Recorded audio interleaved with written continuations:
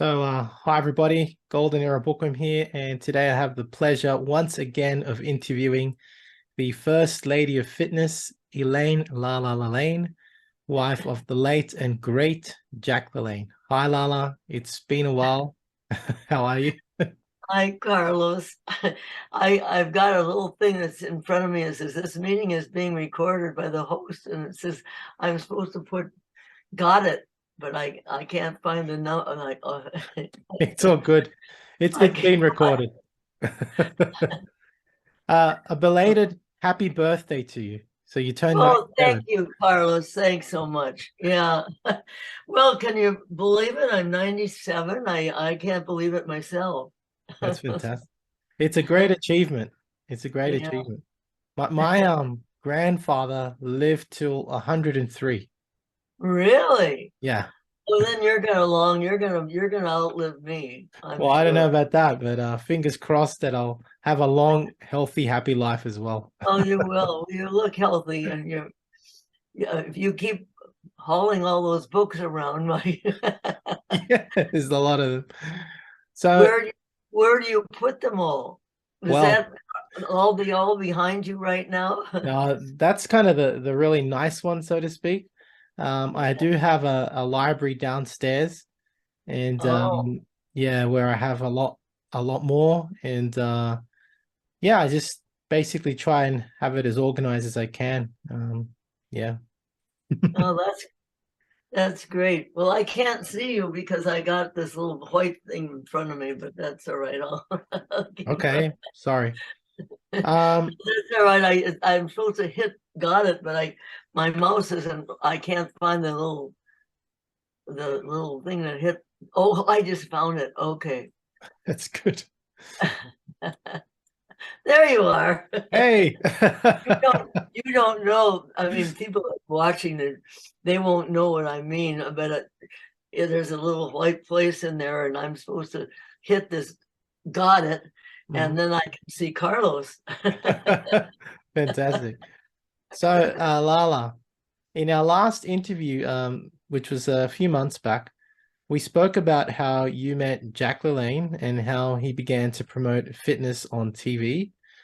And in this particular interview, I'd like to focus more on Jack's and of course your both how you both came out with the first supplements and the TV shows. That's a Right. topic that I really want to delve into. The first question I then have is, why did Jack decide to expand after having promoted and started the Jack LaLanne show? What made him want to now expand into the nutrition side of things? Well, he he's always been you. In other words, if he comes out with an exercise pamphlet or an exercise book or anything, he always has something to do with nutrition because nutrition and exercise go hand in hand. Mhm. Exercise is king, nutrition's queen. Put them together and you got a kingdom. Yeah. So, That's as simple as it is, but he's always been into nutrition since he was a young boy because he was what he calls himself a sugarholic. I think we went into that at one point, yes.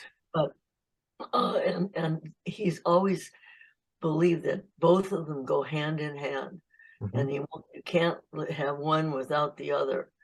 You can, but I mean, it's the best if you want a healthy life. You to look into your nutrition as well as your exercises.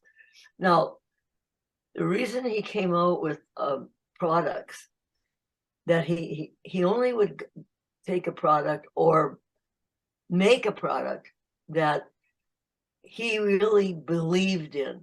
Mhm. And now protein drinks or protein powders or protein, supplements were not, I mean, nobody's heard of them then. I mean, they've heard of them, but they didn't, people didn't use them, extra extra supplements. I mean, it Mhm. was something kind of foreign in the 50s. And of course in the 30s and 40s, he started in 1930s, so but this is we're talking about his television show. Mm-hmm.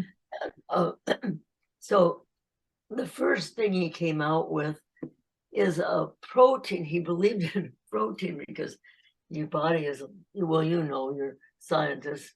Wow, Look at this. that's amazing. This is one of his first products. He just put on product, and look at his face. He's real. Can you lift that a little bit? He didn't. He was born in 1914. I was born in 1926. Mm-hmm. So I mean, he was in his 40, almost in his 40s when he started all this. Okay, now that's one of the first protein, supplement, and you could chew it. And this is then he got a better label. Cool. Very nice. And then he believed in multivitamins. So this is his first multivitamin. Vitaline. Cool. Vitaline, yes. Nice. So that is that. And then of course behind me here, can you see behind me? Oh yeah. Here. All of this over here, I mean, you only see half of it. There's half more of it. All these products over here are products that he came out with. There's, vitamins, vitamin B, and there's vitamin this and vitamin that. Now, he believed so much in protein. We were playing around one day. We had in Oakland, California. We had an office. I was working for him then.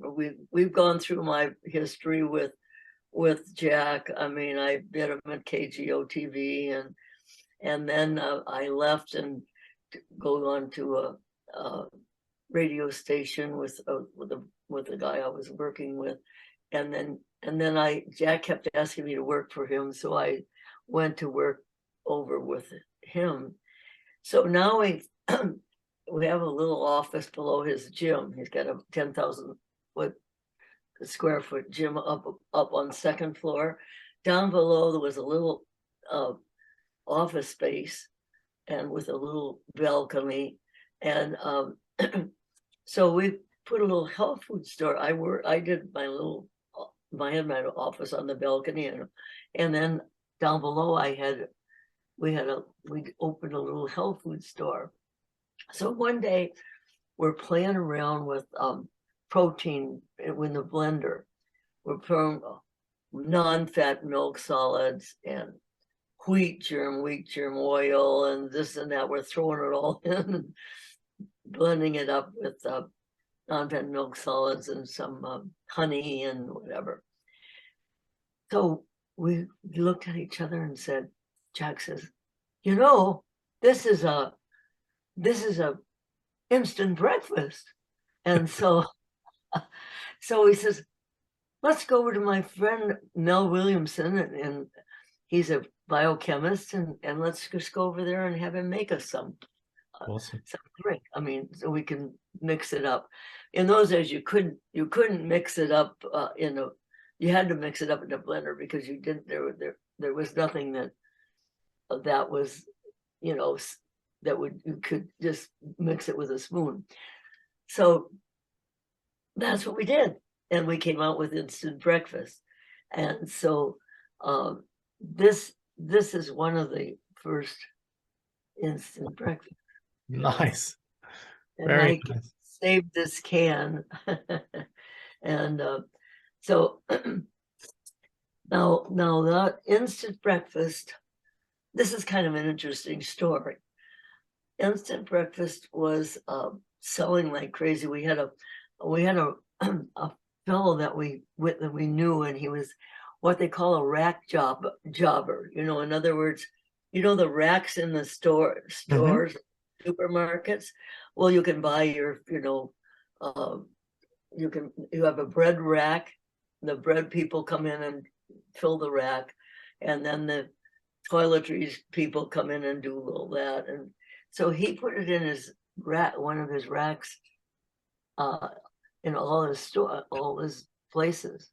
Stores were, so we were selling instant breakfast in Oakland. And then when we moved to LA in 1959, we came out, and then we were also selling this on TV. Mm-hmm. So, and we were selling lots of it, and people were interested. So, we went to, when we moved to LA in 1959 and 60. Carnation was learning to. They had this new instantizing. They were instantizing their non-fat milk solids, and they were doing all this instantizing. So we had them instantize our instant breakfast. Mm-hmm. And so that's what we did. And then one day I'm in the office, and Pure Food and Drug comes in, and these two guys, and they say, you have to take this off the market. Oh. Instant breakfast. Why? Why do we have to? Jack was out of town. Why do I have to take it off of? He said, because Jack has mentioned his product in the book, which becomes part of your label, and you can't do that in those days. I mean, remember, this is 1960, Mm-hmm. 1960. And so we had to, so, I mean, the government comes in and says, you got to take it off the market. I said, oh my gosh, that's going to cost a lot of money, you know. So we had to take it off the market. So now Jack comes home, and I said, Jack, we got to take this off the market. And so I tell him why. And so he says, well, we'll just come out with another product called Reduce. And that's, I forgot to bring that down. The Reduce is up there. Okay. And we came out with Reduce. We didn't have it in the can. We had it in another, you know, packets and things. So, but now later on, Carnation comes out with, this is like 1964 or 63, our Carnation. And one of the things it says as much protein is in so much milk, and much protein it's in eggs and this and that. Mm-hmm. That's on the back. Now, Carnation, it comes about 4 years later, comes out with the same thing. So now, the fellow that we were working through in the rack job in San Francisco, his name was Ray Rawson. Mm-hmm. And he was on the board of Foremost, which is a big company. It was big, maybe bigger at that time than Carnation. And Foremost came out with an instant breakfast. And so now they were going at it in court about who owned instant breakfast. Oh boy. And so Ray Rawson comes to us and says, we'll give you $25,000 if you sell us the rights to instant breakfast. Mm-hmm. So we did. And so we got all our money back that it cost us to take it off the market. But that's kind of an interesting story. Yes. A lot of people don't know that story. Well, now they do. Yeah. So thank you for talking about the first supplements that Jack came out with and the story of instant breakfast. Something that intrigued me in our last interview was also the mention of liver tablets.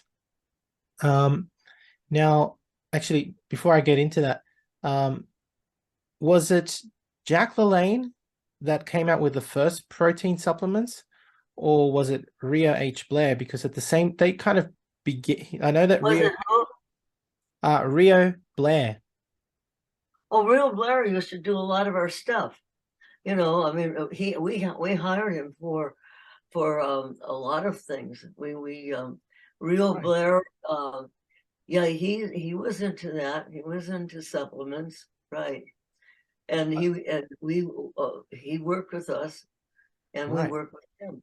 And so I guess we were all at the same time. Yeah, exactly. So um that's really interesting. So did he start working with you before he went on his own, or was it all at the same time? Did he start? Did he work with us before he what? Before he came out with his own protein supplements? Oh yeah, I think so. Yeah, I don't Aha. remember. Yeah. That's very interesting because Well, it's well, well known that when does he say that he? I can give you. I remember dates. So well I'm probably the only one alive that remembers all this stuff. that's kind of why I'm asking, because I know that in the early 50s he came out with a high protein supplement, um and it was soy based. Yeah, it was soy based. And I'm just wondering, what was he already working with you at that time in the early 50s? No, I don't think so. We worked with him later on in the 50s, but not Okay. in the early 50s. What year did he start? Because we didn't. Jack started on television in 1951. Hmm. And so was it before I 1951? think so. His soy-based product was in the very early 50s, and it wasn't a very good one. But somehow, and this is the mystery that I'm trying to crack, somehow he comes out in the late 50s, early 60s with a milk and egg based one, which sounds very much like yours. Yeah, that's right. Well, he was, yes, we worked together, and he probably took on. I mean, everybody it's like Jack's gym, okay, in Oakland. Yeah. A lot of these guys, they left and they opened their own gyms, Hmm. and then used the equipment. I mean, they bought the equipment that Jack invented, and Jack never patented, and Paul Martin made the. Now, Paul Martin was a blacksmith, Hmm. but because all these guys were buying this equipment that Jack brought over to have Paul make, he became a entrepreneur in the Yeah. in the industry because he was making all this equipment. Same thing here. I mean, I'm not saying that Jack is is he I know we hired a real player, and we Hmm. paid a real player to work with us.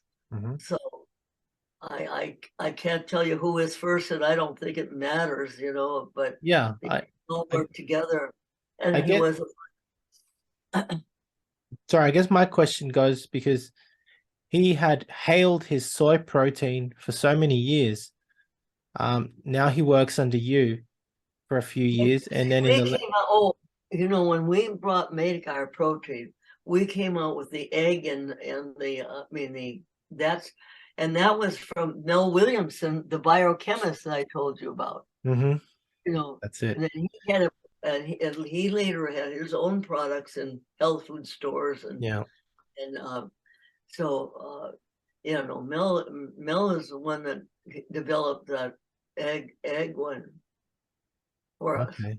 That's fantastic. That's good to know.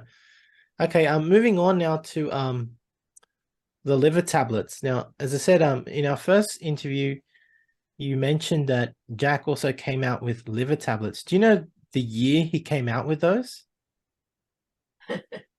Yes, he called them desiccated liver. Yeah, desiccated and, liver. and he says he was selling desiccated liver tablets like crazy. This was probably in 1953. Oh, very interesting. I have 50. We sold liver, and then when we moved to, and that was up in Oakland, California. But when we moved to LA, uh, we we uh, we came out with the liver tablets, but they weren't called desiccated liver because we hired a general manager, and he says that sounds terrible. A dead liver, desiccated liver. And so we changed it. And I have the bottles up there, desiccated liver. I can. Would you like to? If you want to see them closer, I can go up there and get them. Oh, it's okay. Yeah. But yeah, I'm enjoying the story. So he came out with Desiccated Liver in 1953. One of the questions that I have now is, because like it's really interesting that a lot of pioneering nutritionists recommended it. Like, what's so special about it, and why did Jack recommend having liver? He felt, well, first of all, I'm going to tell you one cute little story. So this lady is a fan. She writes this little letter to us. Mhm. She says, my cat is always just lies around, and he's just lazy and doesn't do anything. And she says, one day I spilled some desiccated liver on the ground, and the cat, I ate it all up. She says, I'll tell you, I've been giving that cat desiccated liver, and it's just got pep and energy. Jack felt it gave him more energy. He felt it, in the swims that he did when from Alcatraz, Yeah. and he just felt that these liver tablets were helping him. Mhm. So he was a big believer. I think we still have some commercials. Oh, yeah. On this on. I don't think we have desiccated. You see, we did everything in San Francisco was done live. We didn't go on film until 1960, Mhm. and we have 1 or 2 kinescopes of Jack's show in San Francisco, but it was all live. Everything was live in San Francisco. It's great. One day, one day we were selling a car. I'm not Jack and I, but this is a show I was on. And they had to take the doors off the car, and then Mhm. they brought it into the studio some way, and then they put the doors back on, and so we were showing the car, and I'm the co-host. The host opens the door, and the door flies off. It was live, Things like that happen on live television. But everything, we went on film in the 60s, so we were able to go. Then we started to syndicate the shows all over the country. Mhm. And we Awesome. would bicycle.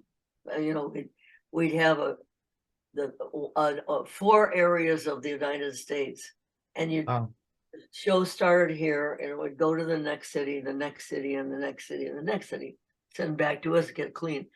Then the other one, the same thing, and all these it's called the bicycling, the shows around. okay. Now Fantastic. now you know the rest of the story. Yeah. So that was Lala Lalanne on how she and Jack Lalanne both pioneered nutrition back over 70 years ago. Along with protein tablets and powders, the Lalannes produced a variety of supplements which we are all now familiar with these days, and can even find in supermarkets. What I found most interesting about this conversation was finding out that a young Irvin Johnson, who would later be known as Rio H. Blair, actually worked with the Lalannes. And I say this is interesting because he would of course later come out with the idea of milk and egg protein, as well as desiccated liver, an idea which he no doubt took from having worked with the Lalannes. So I do hope you have enjoyed this interview with Lala Lalanne. If you have, please give the video a like, subscribe, and leave me your comments. In the next video interview, Lala and I talk about the subject of anabolics in the silver era. You won't want to miss out on this one. That's it from me. This is the Golden Era Bookworm saying bye for now. Head to www.goldenerabookworm.com for the biggest range of classic old school bodybuilding books as ebooks, e-magazines such as Iron Man and Reg Park Journal, high quality bodybuilding posters of the golden era stars, merchandise and classic gymwear featuring Steve Reeves, Marvin Eder, John Grimmick, Reg Park, and many other golden era stars. For those wishing to build a classic physique, lose fat and build muscle, online training is also available. Collectibles such as rare autographed photos from the golden era stars are also available, and to collaborate, please get in touch.